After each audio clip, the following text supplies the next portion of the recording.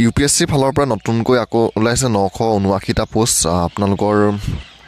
আৰু এই পোষ্টকেইটাৰ অনলাইন আবেদন কৰা লাষ্ট ডেট হৈছে 11 ফেব্ৰুৱাৰী 2025লৈকে আপোনালোকে অনলাইনত আবেদন কৰিব পাৰিব আৰু পদকেইটা ওলাইছে union public service commission UPSC ফালৰ পৰা আৰু ইয়াৰে আপোনালোকৰ অনলাইন এপ্লাইও আজিৰ পৰা আৰম্ভ হৈ গৈছে আপোনালোকৰ বয়সৰ ক্ষেত্ৰত এবাৰ ধৰি দিছে 21ৰ পৰা আপোনালোকে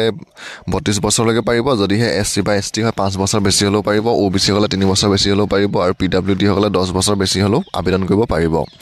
আৰু ইয়াৰ আপোনালোকৰ এপ্লিকেশ্যন এক্সামিনেশ্যন চেণ্টাৰটো দিছে যোৰহাট আৰু দিছপুৰ অসমত এই দুটা চেণ্টাৰে দিছে আৰু এপ্লিকেশ্যন ফিজটো আপোনালোকে SC ST ওমেন PWD সকলে দিব নালাগে আৰু যোনসকল আদাৰ্ছ জেনেৰেল বা OBC MOBC হয় তেওঁলোকে এপ্লিকেশ্যন ফিজটো দিব লাগিব 100 টকা আৰু ইয়াৰ অনলাইন এপ্লাই বৰ্তমান আৰম্ভ হৈ গৈছে যদি আপোনালোকে ভাবিছে UPSCৰ কাৰণে এপ্লাই কৰিম বুলি তেতিয়া UPSCৰ যোনটো অফিচিয়েল ৱেবছাইট আছে সেই ৱেবছাইটটোত 22 জানুৱাৰীৰ পৰা